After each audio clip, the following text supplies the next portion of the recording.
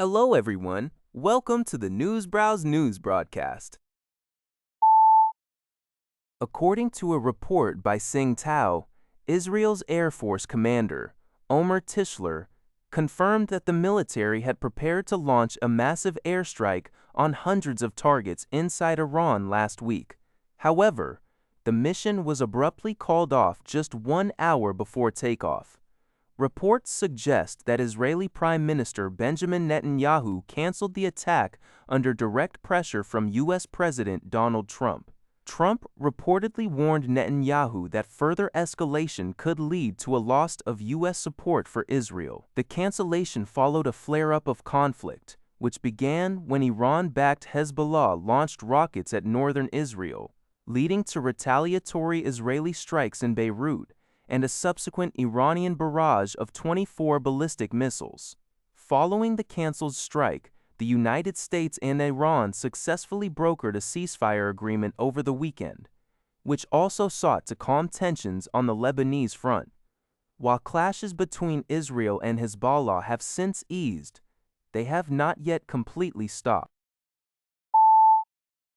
According to a CNBC report, Intel has launched the early risk production phase for its most advanced chip node, known as 18AP.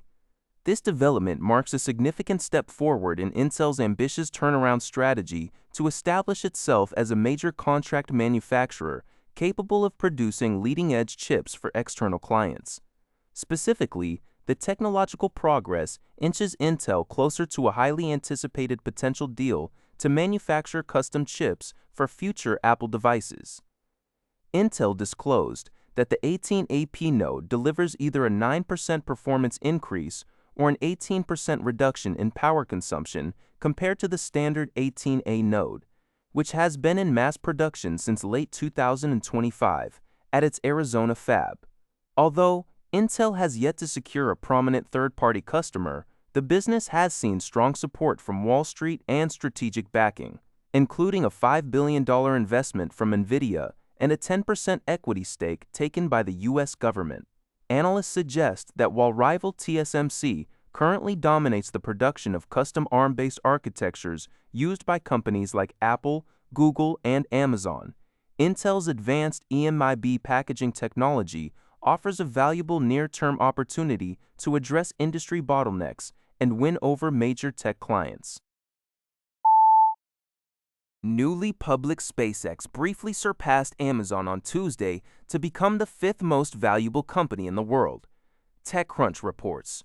The company's valuation peaked at $2.9 trillion this session before settling down to approximately $2.6 trillion at the market close. This rapid surge follows a stellar 20% gain on Monday, its first full day of trading post-IPO.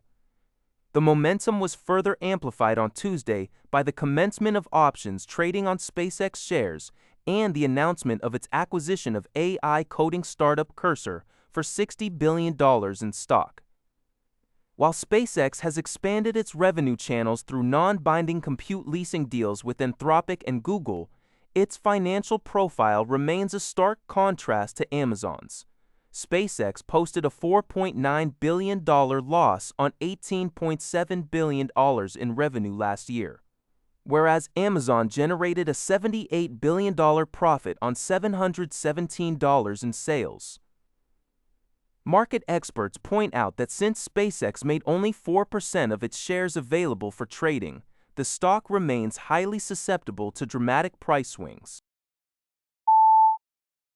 According to Al Jazeera, the head of the Africa Centers for Disease Control and Prevention, Africa CDC, Jean Kaseya, has warned that the ongoing Ebola outbreak in the Democratic Republic of Congo, DRC, could become the worst on record if not contained quickly.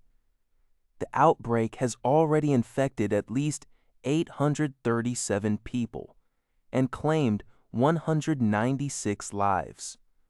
A major concern is that contact tracing has been severely disrupted, with health officials unable to locate or trace more than 26,000 people who may have been exposed to the virus.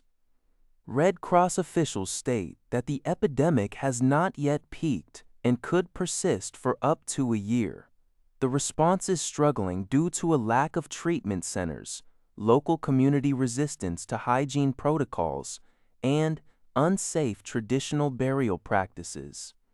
Furthermore, the African Union has raised less than a fifth of the requested $518 million needed to contain the outbreak.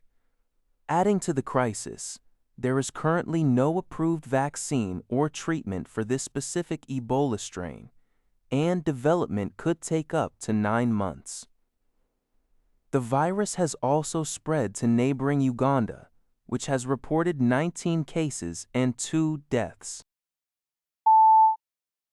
According to NHK, Japan's Emperor Naruhito and Empress Masako have relocated to the Dutch Royal Palace in Amsterdam to attend formal events during their official visit to the Netherlands. The Imperial couple arrived in the country on Saturday and had been staying at the royal retreat, Het Oude Loo Castle, located in the eastern part of the nation, at the invitation of Dutch King Willem-Alexander and Queen Maxima. On Tuesday afternoon, the Emperor and Empress moved to Amsterdam in preparation for the upcoming official events. They were greeted by a crowd gathered in front of the palace to whom they smiled and waved. As state guests, they are scheduled to attend a welcome ceremony on Wednesday morning and a state banquet at the palace in the evening. During their stay at the castle, the Japanese and Dutch royal couples watched the Men's Soccer World Cup match between Japan and the Netherlands on television. The Imperial Household Agency stated that the Emperor and Empress were delighted by the Japanese team's late equalizer, and both couples congratulated each other on their team's performances. That's all for this video. Thank you for watching. See you in the next video.